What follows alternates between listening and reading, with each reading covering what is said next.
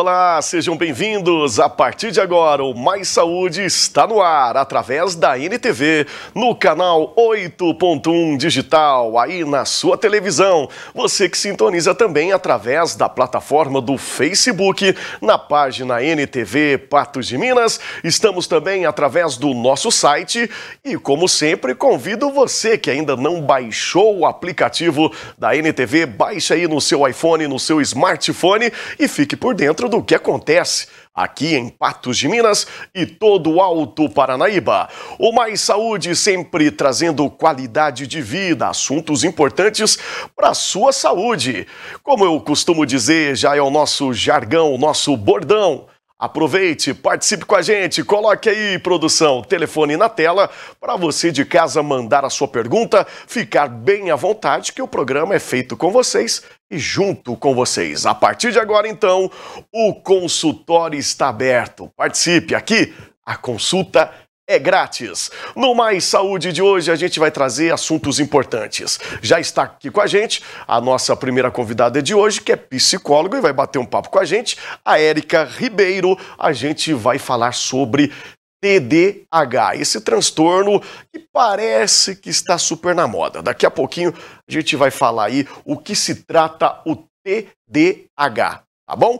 Também no programa de hoje a gente vai receber o urologista e a gente vai falar sobre doenças renais crônicas. Daqui a pouquinho já chegou aqui no estúdio para bater um papo com a gente o doutor urologista Walter Morato, doenças renais. Cada vez maiores aí os índices. Vamos preocupar, ficar atento e vamos prevenir acima de tudo. Bom, de volta aqui no estúdio com ela que é psicóloga para falar com a gente sobre o TDAH. Parece ser uma palavra que está em evidência nas redes sociais, principalmente, né?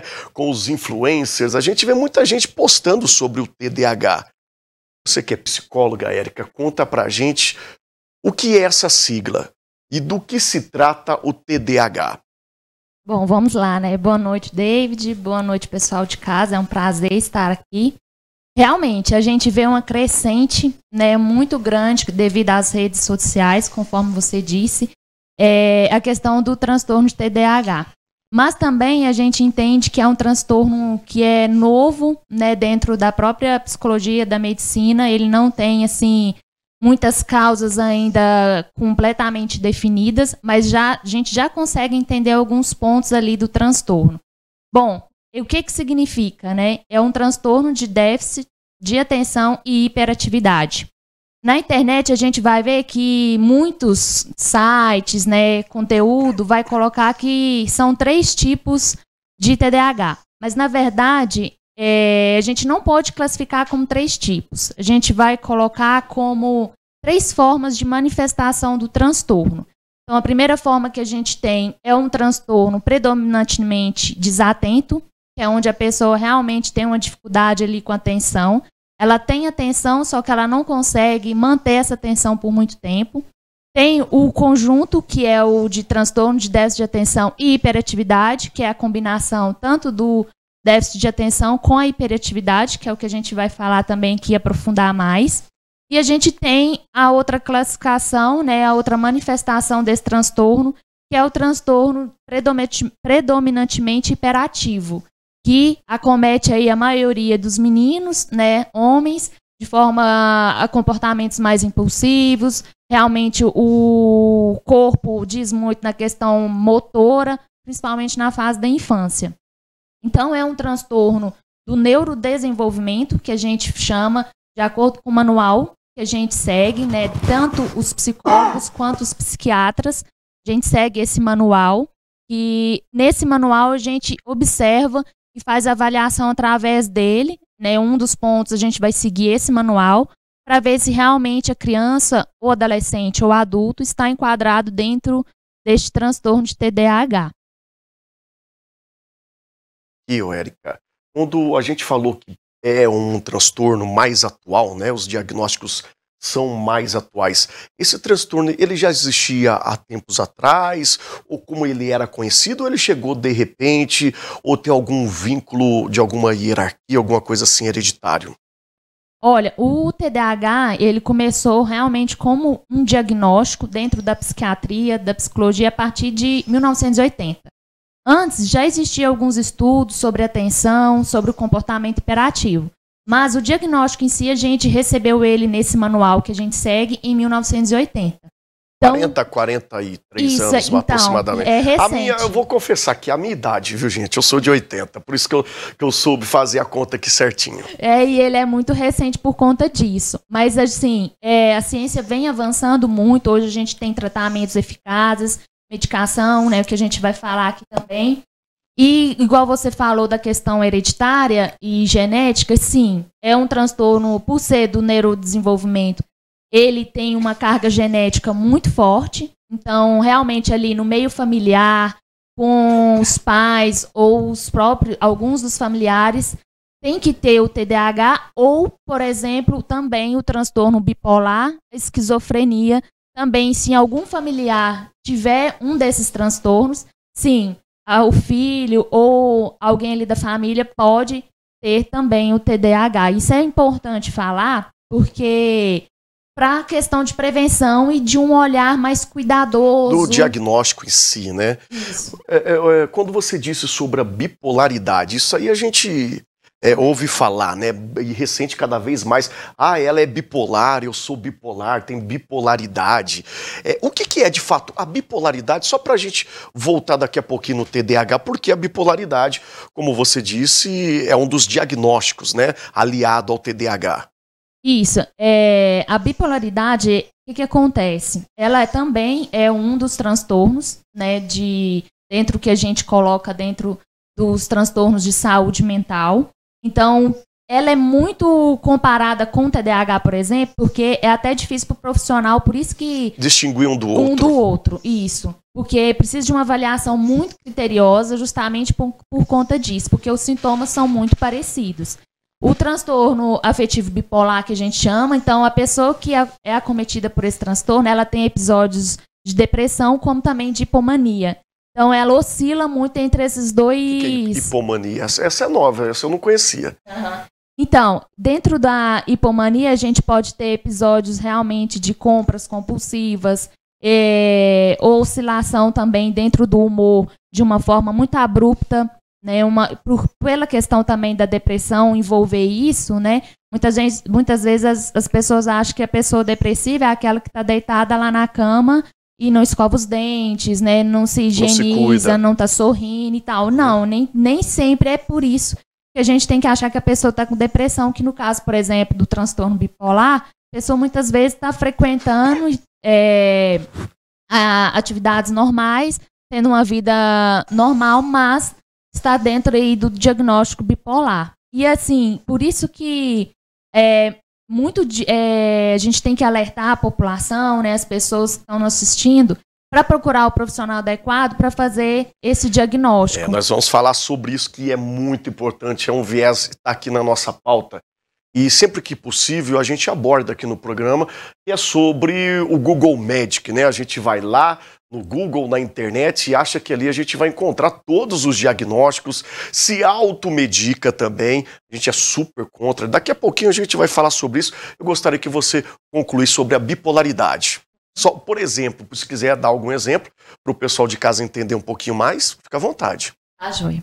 Então, só para título de exemplo também, em relação ao TDAH, para a gente comparar um dos dois, né? No caso dos dois transtornos, a gente tem o TDAH, por exemplo, na questão combinada, né? Da desatenção e também da hiperatividade.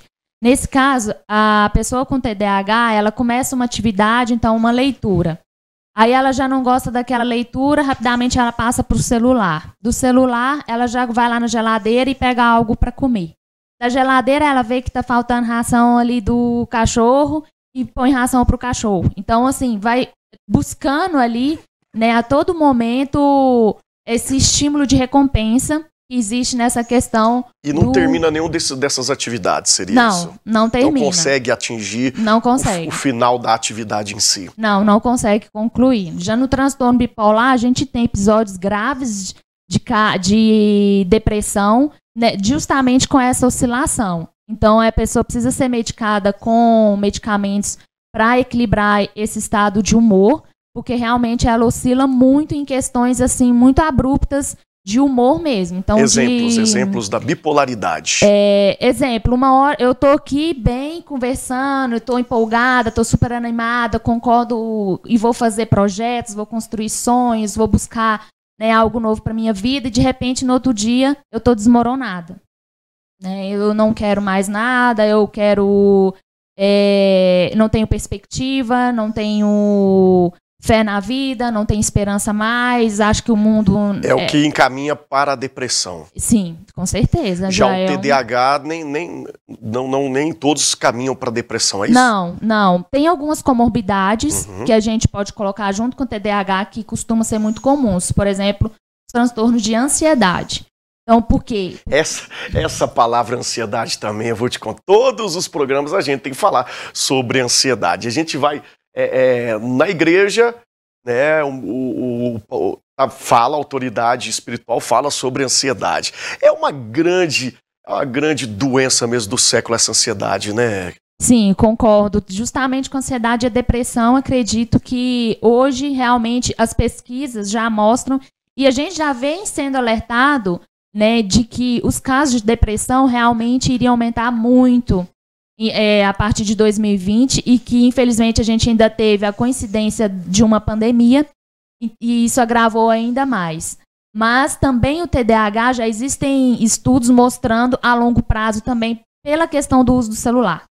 Então, assim, hoje as crianças... A tecnologia a desfavor da nossa saúde, é esse caso. Sim, principalmente com as crianças ali, né? Só voltando um pouquinho, porque a gente falou da questão genética, né, ali com as crianças. Então, tem essa questão, né, da genética, mas tem também, por exemplo, durante a gravidez, se a mãe usou drogas, álcool... Influencia. Isso, influencia. Igual eu falei da questão de outros familiares terem algum tipo de transtorno também, do bipolar e da esquizofrenia e TDAH, vai influenciar nessa criança também, que vai nascer, porque os genes são parecidos dentro desses mesmos transtornos. E aí, dentro essa questão do uso do celular, é importante a gente falar, porque a maioria dos pais às vezes procura, né, a gente preocupado que o filho tem TDAH, que ele é hiperativo, que ele não para quieto, que a todo momento, né, ele tá fazendo alguma coisa diferente, que ele é diferente dos outros coleguinhas e tudo mais. É sempre importante a gente avaliar e investigar esse caso por conta do uso do celular. Porque tem abstinência, hoje comprovada pela questão na hora que retira esse celular da criança, ela sente uma abstinência, porque justamente hoje, em redes sociais, a gente tem uma liberação de dopamina muito forte no cérebro. Então, quando tira, existe realmente essa dificuldade em lidar. Então, o comportamento da criança pode ser tanto, às vezes, pelo TDAH, mas como também outras situações que estão envolvendo a criança ali. Então, o uso do celular, o sono, a alimentação, o contato ali, o convívio com a própria família. A partir dos 3 anos, é possível, sim, que os pais, né, o pessoal ali que está envolvido com aquela criança, observe o comportamento dela, principalmente também quando ela vai para a escolinha. Porque ali na escolinha ela começa a ter contato com outros coleguinhas também, e os professores é uma fonte também que a gente costuma perguntar durante a avaliação e investigar aquele comportamento da criança na escola, nas atividades, nas provas. Ou seja, resumindo, a partir dos 3 anos começa ali as características, né, para o diagnóstico do TDAH, não é isso? Isso. E esses sintomas têm que acontecerem até os 12 anos.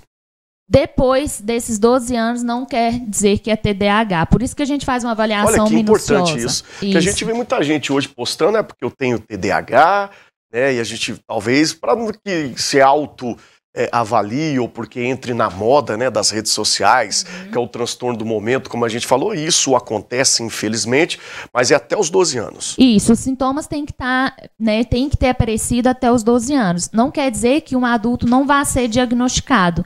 Ele pode sim ser diagnosticado, porém o profissional vai fazer esse intercalo nessa relação com a infância dele para ver como que era lá. É a importância de você ir direto para quem pode diagnosticar, quem tem autoridade, que no caso é o psicólogo.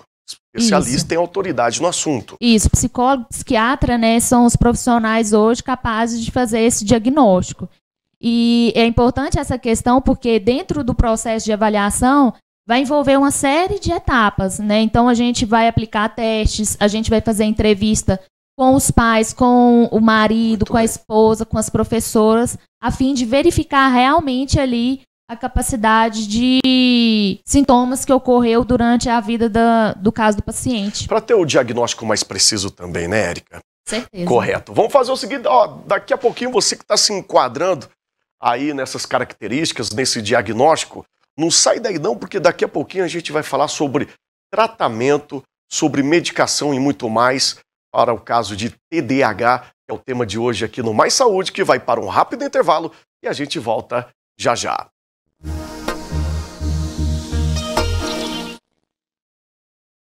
Muito bem, estamos de volta com Mais Saúde aqui na tela da NTV. Você sintoniza na sua casa através do canal 8.1 Digital. Estamos no Facebook, no site e também no aplicativo da NTV. Participe com a gente. O Mais Saúde é assim, o consultório está aberto e aqui a consulta é grátis. Telefone na tela para você mandar aí a sua pergunta e quem vai responder também, participando com a gente, sobre o tema TDAH, é a psicóloga Érica Ribeiro. Voltando ao nosso bate-papo, que tá super bacana. O tempo tá passando rápido, né, Érica, né? Tá bem rápido, é porque o assunto é importante e abre para várias vertentes, né, o TDAH. E agora, depois do paciente diagnosticado, né, através do especialista, no caso o psicólogo ou psiquiatra, depois de você for diagnosticado com TDAH, qual é o processo? Quais são os tipos de tratamento? Medicação? Tem cura? Vamos lá. Primeira coisa, assim, igual você reforçou, da questão dos profissionais. Hoje a gente tem a terapia cognitiva comportamental, que é a terapia que tem mais embasamento científico, comprovação para esse transtorno. Então, hoje o que a gente indica é o profissional que trabalha com essa abordagem.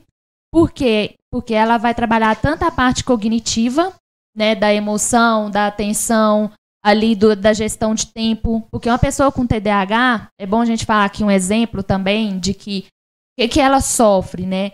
Também com a questão de tempo. Então, ela deixa tudo por última hora. Ela deixa as tarefas dela sempre ali no 45 do segundo tempo. Então, o pessoal que está para a escola deixa para estudar ali na noite anterior da prova. Mas por que esquece ou porque isso... É porque realmente existe uma... É um comportamento mesmo. É uma deficiência que a gente tem na pessoa que está com TDAH, aqui nessa região, atrás da testa. A gente tem um córtex pré-frontal, onde tem uma deficiência de dopamina. Então, por isso que a pessoa com TDAH, ela fica buscando o tempo inteiro ali recompensas. E em muitos casos de pessoas com TDAH acabam indo para as drogas, bebida, álcool, cigarro, por conta desse tipo de recompensa imediata. Porque busca o tempo todo a dopamina. Porque no córtex pré-frontal existe essa deficiência da dopamina. Então, a pessoa sempre está buscando essas recompensas. Na gestão de tempo, ela tem muita dificuldade com o planejamento. Então, até mesmo com as finanças, dinheiro, organização, e quer tudo ali na hora, no presente. Então, a pessoa com TDAH, ela não consegue, vamos colocar assim uma linha entre o comportamento aqui, esperar para ter a recompensa a longo prazo. Não, ela tem que ter a recompensa ali imediata. Isso pode gerar a ansiedade? Isso, por isso que a gente tem a ansiedade como uma comorbidade, junto com o TDAH. Porque pessoas com TDAH geralmente ficam ansiosas e o quadro, se não medicado, se não acompanhado, ele vai sim agravando, causando os transtornos de ansiedade, insônia e outros problemas dentro ali do próprio convívio da pessoa. Então ela vai ter muitos prejuízos ali ao longo da vida. E aí a gente tem a medicação, que hoje tem comprovação, é uma medicação que tem resultados muito bons, então por isso que precisa passar por um médico psiquiatra para ele poder receitar, igual no caso o Venvance, a Ritalina. E aí a gente tem que falar também, David, da questão do uso da medicação, de automedicação, principalmente em pessoas... Fique à vontade que você pode falar, tem autoridade. A gente sempre puxa a orelha aqui do telespectador para que não se automedique, né? É uma das bandeiras aqui, desde quando eu apresento aqui o programa Mais Saúde, a gente bate nessa tecla. Mas quando vem especialista, quem tem autoridade, quem tem o estudo e científico para isso, é a melhor coisa que tem. Então, pode ficar à vontade, fala lá para o nosso telespectador. Porque no caso da medicação, o que acontece? É importante estar aliado com o diagnóstico. Porque se a pessoa está tomando Ritalina para aumentar a atenção, se ela sente que está com falta de concentração ali nas atividades, não consegue concluir, não consegue ter a atenção devida no que precisa fazer, e ela vai tomar Ritalina achando que vai aumentar. No caso da pessoa que não tem TDAH, isso não vai resolver. E principalmente, os efeitos colaterais vão aparecer. Por isso que a gente fala que precisa realmente de um profissional, de um médico adequado para fazer a indicação do uso dessa medicação para o TDAH. Muito bem. E a cura? Tem a cura ou o tratamento ele é para a vida toda? No caso da medicação, é possível, sim, conviver por um tempo depois do uso dessa medicação, fazer a retirada dessa medicação. Então, o paciente ele não vai permanecer com essa medicação por toda a vida. Mas, desde que ele passe por um processo de psicoterapia, para ele entender o funcionamento do cérebro dele. Porque a partir do momento que ele entende que o cérebro dele funciona dessa maneira que a gente está explicando, em querer recompensas rápidas, em questão da desorganização, né, dessa própria gestão do tempo, desse ímpeto de querer as coisas muito rápido e agir por impulso, quanto mais ele entende esse processo do cérebro dele, mais ele consegue se auto-olhar, né, olhar para dentro mesmo e perceber como que está sendo aquele comportamento e o porquê. E dentro da TCC, que eu falei, que é a terapia cognitivo-comportamental, a gente ajuda o paciente justamente nisso, a ele entender os pensamentos, a entender os comportamentos e, em si, trazer essa própria autoterapia. Então, ele aprende a ser seu próprio terapeuta.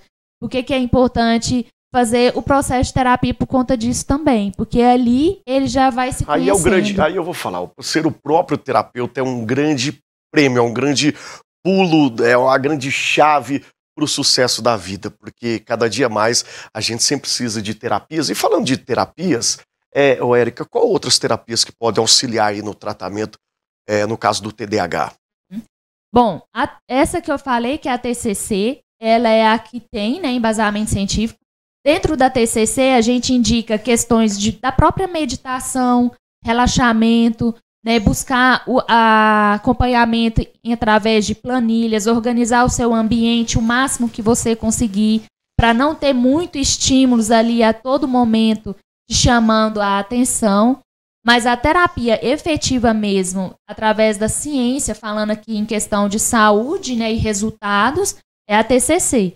Mas hoje, o paciente que está diagnosticado com TDAH, ele pode fazer o uso, por exemplo, da atenção plena, mindfulness, e a gente tem também resultados bem interessantes nesse sentido, que é acalmar a mente, focar no momento presente, fazer uma coisa de cada vez e com atenção. Realmente um treinamento ali de percepção, de comportamento. E aí dá para a gente aliar essas situações também.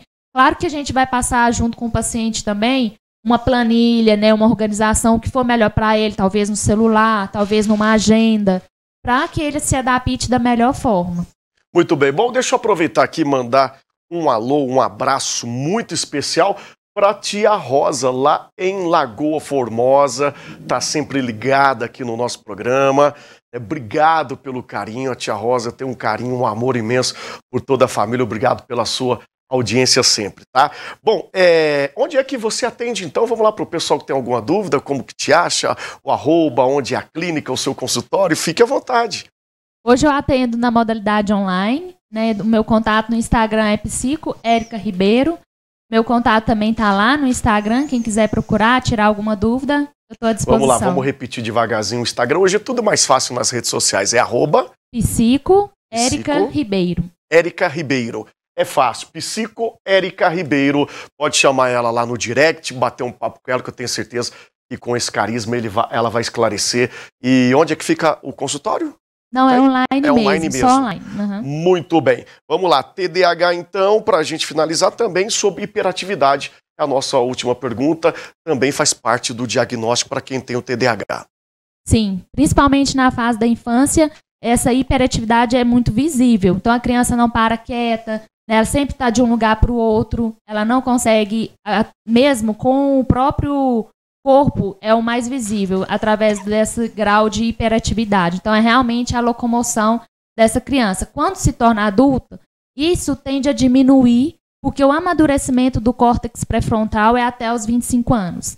Então, no córtex pré-frontal, a gente tem a tendência de trazer mais raciocínio, mais lógica, pensar antes de realizar alguma atitude, e com isso, esse sintoma de hiperatividade vai diminuindo. Mas a tendência do impulso, de buscar as recompensas, de usar álcool, droga, sexo, pornografia, isso pode acontecer por conta dessa questão aí da hiperatividade. É outra coisa que eu queria te perguntar aqui, Érica, para a gente finalizar a sua participação, como é de fato? Pode também ser você aí de casa que está acompanhando o programa, já perceber aí no seu familiar ou quem está próximo, o comportamento, no caso, a gente usou tanto essa palavra, né, comportamento hoje, dentro do lar, com as coisas, com a higiene, com o guarda-roupa, com a limpeza. Tem alguma coisa que possa ser comprovada a respeito do portador de TDAH? Sim, sim. No comportamento dele, dentro do transtorno, a desorganização, a falta de atenção, esquecer um objeto e não lembrar onde colocou, a impulsividade, né, a falta de planejamento realmente ali dentro dos afazeres, do trabalho, não costuma ficar no trabalho por muito tempo, né, não tem a capacidade também de colocar atenção numa tarefa a longo prazo. Então, igual a gente colocou, de ler um livro, de focar naquela tarefa até concluir ela, para o TDAH isso é muito difícil. Então, esses exemplos que a gente traz de impulsividade, de buscar as recompensas a todo momento, através aí... E não concluí-las, né? E não concluí-las, né? Da falta de atenção mesmo, de ali no próprio dia a dia, né? De concluir, de realizar as tarefas básicas, principalmente no que se diz a atenção, é por meio ali que a gente pode observar esses comportamentos. Muito bem explicado para você que está acompanhando o nosso programa sobre TDAH, e eu tinha chamado a atenção da produção para a gente levantar essa pauta aqui no programa, como eu já faço mais uma intimação aqui para o pessoal aí da produção, que traga novamente a Érica para a gente falar sobre bipolaridade, sobre bipolar, que é outra palavra que está super em alta também. Érica, muito obrigado pela sua participação, além do mais, pela sua contribuição para uma sociedade melhor, uma vida mais saudável. Obrigado mesmo, que Deus continue te abençoando. Eu que agradeço, David. Obrigada, estou à disposição e com certeza estarei de volta para a gente falar sobre bipolar. @psicoerica_ribeiro. Isso mesmo. Ó, tô bem de memória, hein? Tá? Gratidão. Obrigada. Muito bem. A você aí de casa, não sai daí não. A gente vai para um rápido intervalo. É bem rapidinho e a gente volta já já. Sabe qual é o nosso tema? Vamos falar com o urologista, vamos falar sobre doenças crônicas renais. É já já aqui na NTV.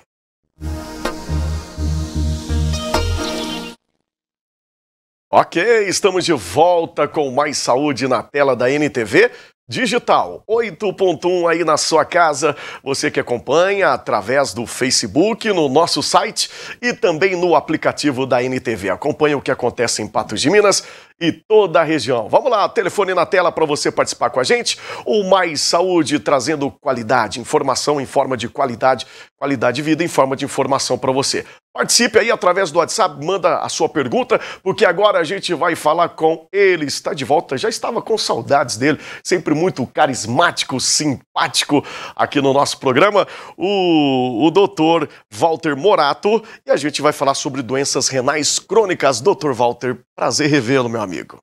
Boa tarde a todos, boa tarde, Deide, boa tarde todo mundo que está em casa. Satisfação enorme voltar ao programa. Obrigado pelas palavras, obrigado pelos elogios. E vamos falar sobre as questões renais crônicas aí. O assunto é bastante extenso, mas vamos fazer o esforço aí para a gente pegar as coisas mais importantes e dar dicas valiosas para o pessoal em casa. E é isso, aqui eu costumo dizer que o consultório está aberto e a consulta é grátis. É para você de casa participar mesmo, tirar sua dúvida, mandar a sua pergunta. Doenças crônicas renais. Quais são os tipos de doenças renais. A gente ouve muito falar sobre isso, doutor. Conta pra gente aí as principais. São muitas, mas as principais. Bom, as doenças renais que levam a um problema crônico, né, que é aquele problema que vai se instalando ao longo do tempo e geralmente um problema irreversível, elas envolvem várias e várias patologias, mas assim, as principais são fundamentalmente o diabetes e a hipertensão arterial. Essas duas doenças são muito comuns na nossa população. Elas são basicamente as principais responsáveis por proporcionar a perda da função renal ao longo do tempo, né, e levar o paciente, inclusive, em última instância, à hemodiálise.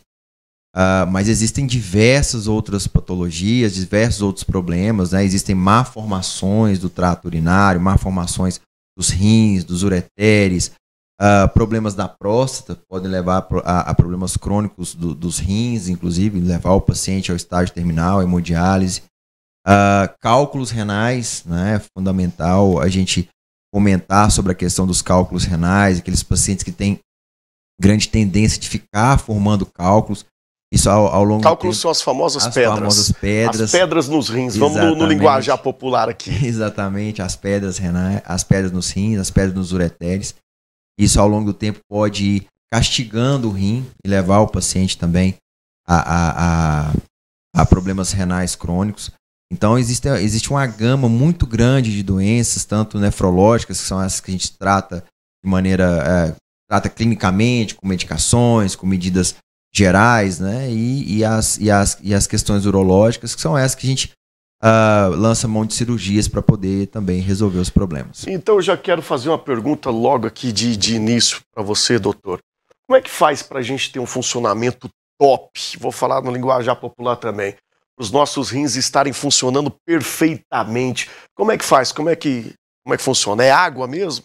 Beba muita água, alimentação, fica à vontade. Bom, essa tecla a gente, né, bate várias vezes e não são coisas assim.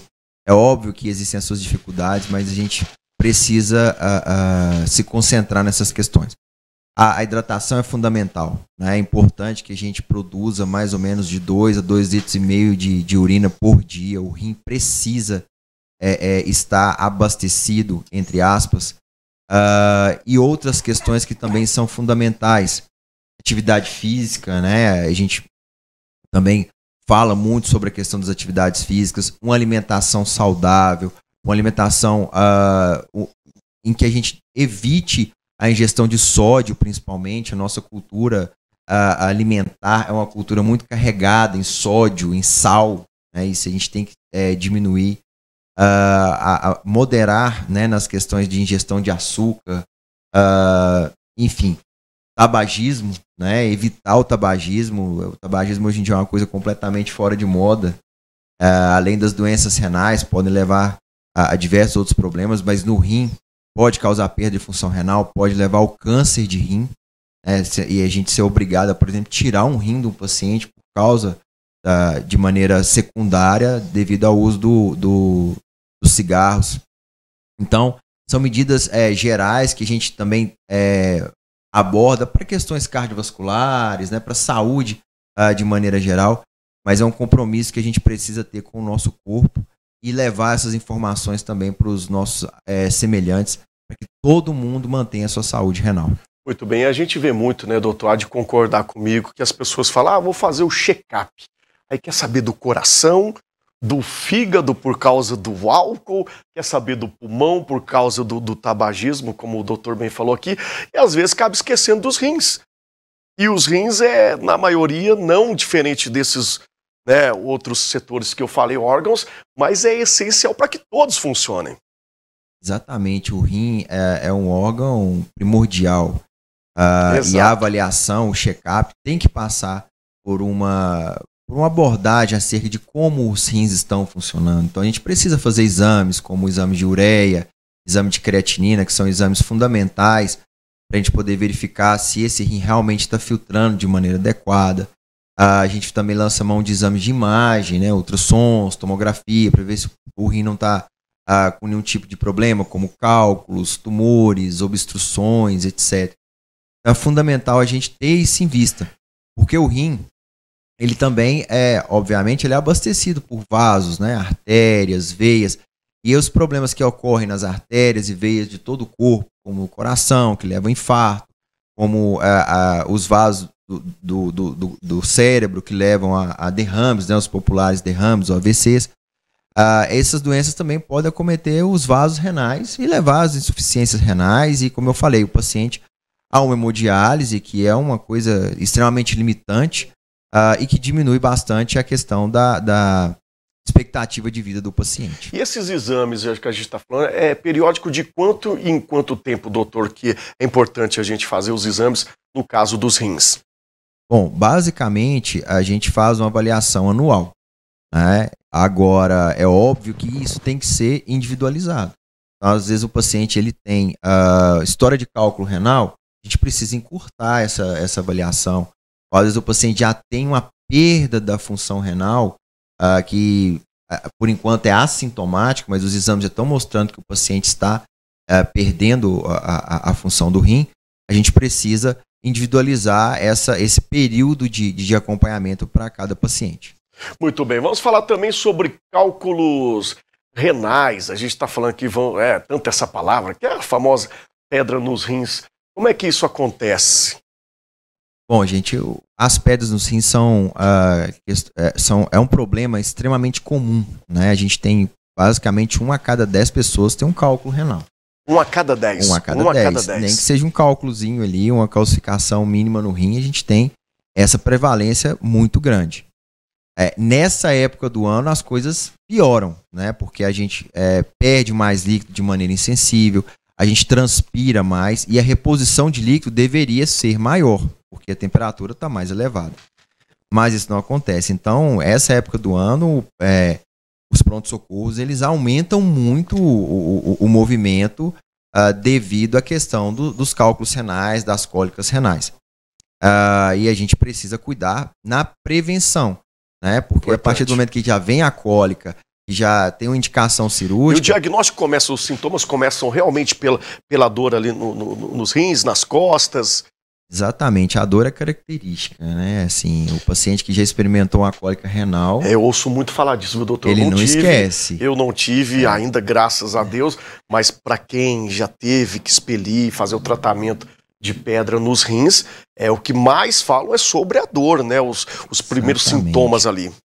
Então, geralmente, essa dor ela é unilateral, uma dor que vem apenas de um lado, associada a náuseas e vômitos, e pode estar associado a outros sintomas, como sangramento na urina. E existem também os sintomas que demonstram o quadro de complicação, né? Então, por exemplo, se esses sintomas vierem acompanhados de febre, uma infecção urinária associada a um cálculo renal pode ser extremamente grave e às vezes requerer uma intervenção cirúrgica mais rápida. Então, o cálculo renal, na grande maioria das vezes, ele é eliminado, as pedras têm tamanho para poder sair, mas a gente precisa avaliar cada paciente para a gente evitar surpresas desagradáveis. Muito bem, então antes da gente girar para o próximo bloco, vamos falar mais uma vez das prevenções. A gente já falou sobre hidratação, mas se tiver outras maneiras como prevenção, fique à vontade, doutor. Bom, de maneira geral, como eu disse, a diminuição da ingestão do sal, do sódio, né? A gente precisa também ter uma moderação na ingestão de proteínas. Hoje em dia está muito... essas dietas hiperproteicas estão muito em moda, né? Mas isso sobrecarrega bastante o rim e, além disso, promove a formação de cálculo renal também. Então, a gente precisa ter um equilíbrio do ponto de vista alimentar. E outras questões mais individualizadas. A gente tem vários exames para poder definir o que está causando, por exemplo, o cálculo renal em cada paciente. E a gente tem condição de fazer a reposição de alguns elementos, restringir outros. Então, essa avaliação pormenorizada, individualizada, é de suma importância. Muito bem, nunca faça o seu se automedique, né, sem saber. É importante, a gente vai bater nessa tecla de novo. Procurar o especialista. Sentiu dor, até mesmo, né? Não precisa esperar sentir dor, não. Mas até mesmo procura o especialista, né, doutor? Exatamente. Essa questão de medicação, é importantíssimo você tocar nesse ponto. Porque os anti-inflamatórios, eles agridem bastante o rim. Então, o que a gente vê muito é a questão da automedicação com anti-inflamatórios, que são, obviamente, diferentes de antibióticos. Às vezes os pacientes confundem, né, essas duas classes de medicação. Mas os anti-inflamatórios, eles têm que ser tomados, têm que ser utilizados a partir da orientação médica e não de maneira que o paciente se automedique. Muito bem. Vamos para um rápido intervalo, é bem rapidinho, o Mais Saúde volta já já aqui na tela da NTV.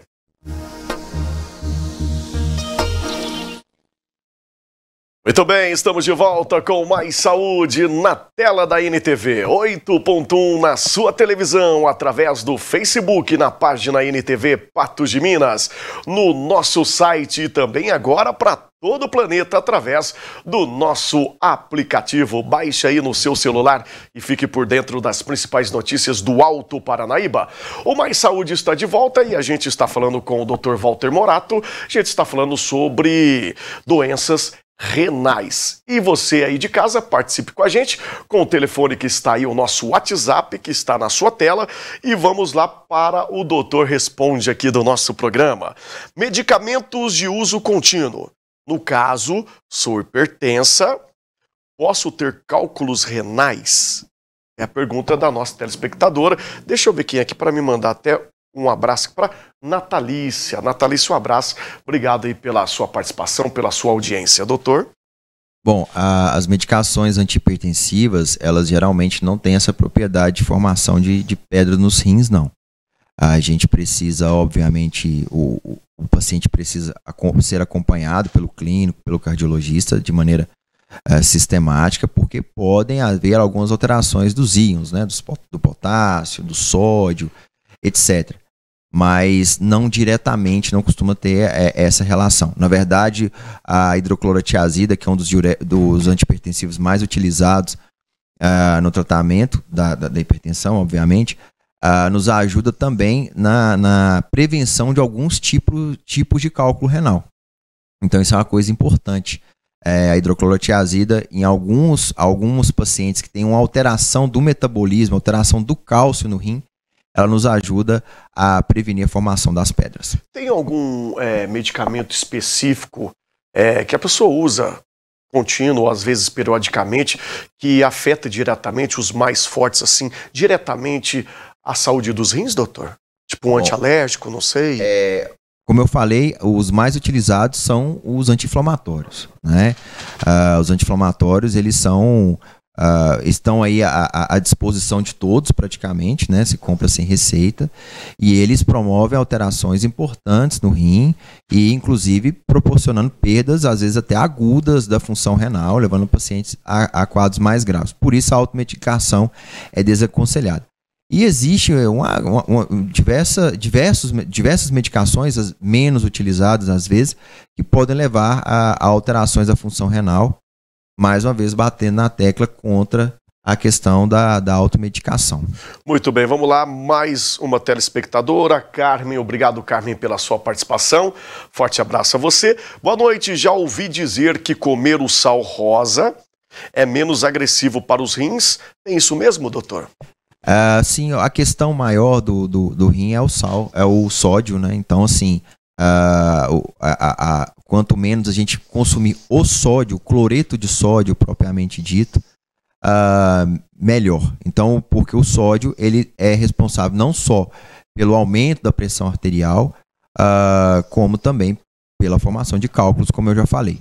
Então, o que a gente tiver de alternativas para o uso do sal que não seja o cloreto de sódio, a gente vai ter benefícios nesse tipo de atitude. Olha, e o pessoal de casa está participando aqui com a gente através do nosso WhatsApp aqui. Toda vez que o doutor vem aqui no programa, um negócio aqui eu vou te contar, viu? O Ibope é lá em cima. Vamos lá, Cleusa, parabéns, doutor. É o que eu queria saber sobre hidroclorotiazida.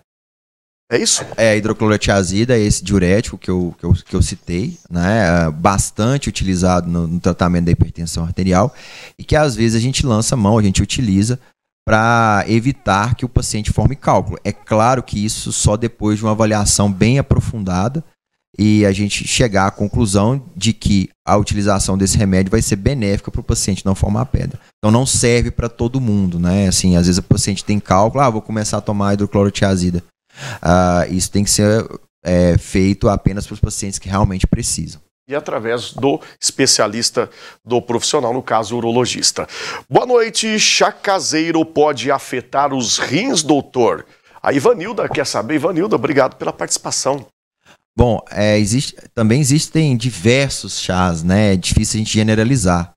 Mas a gente também, no consultório, a gente se depara com os mais comuns que os pacientes usam para, na verdade, melhorar a função dos rins ou diminuir a formação das pedras, enfim. O chá de quebra-pedra, né, que é tão popular, ele já existe evidência de que ele evita a formação das pedras. Mas não é um chá de quebra-pedra, né? Não é um chá que vai diluir ou vai derreter as pedras que já estão formadas. E a grande maioria desses chás a gente ainda precisa estudar mais, né? A medicina precisa se voltar mais para o estudo aprofundado para a gente verificar o que cada chá pode causar na saúde dos rins. Se pode prejudicar ou se pode trazer benefícios. Mas o que eu falo para o paciente fundamentalmente, ingestão de líquido. Então, o chá não deixa de ser uma ingestão de líquido. E até que se prove o contrário, a gente tem benefícios com relação a eles.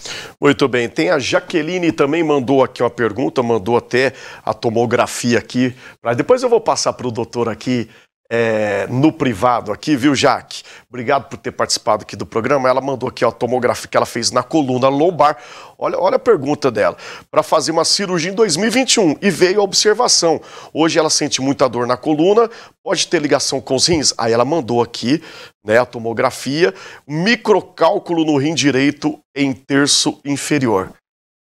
Bom, algumas características são importantes para a gente esclarecer essa questão. Então, primeiro, os cálculos que estão dentro do rim geralmente não causam dor. O cálculo geralmente vai causar dor a partir do momento que ele passa do rim para o canal, para o ureter.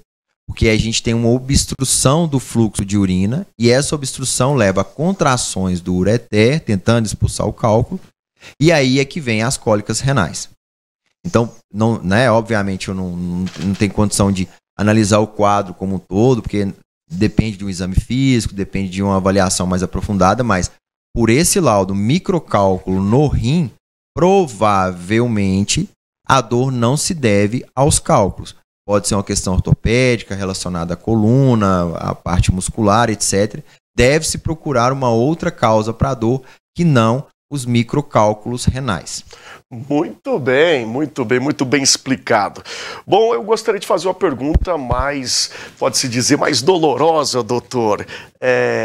Qual que é o momento em que realmente tem que ter a retirada do rim, doutor? Bom, assim, hoje em dia a gente tem cada vez menos indicações de se retirar o rim completamente, né? A principal indicação de se tirar o rim são os tumores renais, os cânceres no rim. Mas hoje em dia, com as cirurgias minimamente invasivas, cirurgia laparoscópica, cirurgia robótica, a gente tem condição de tirar só o tumor em grande parte dos casos.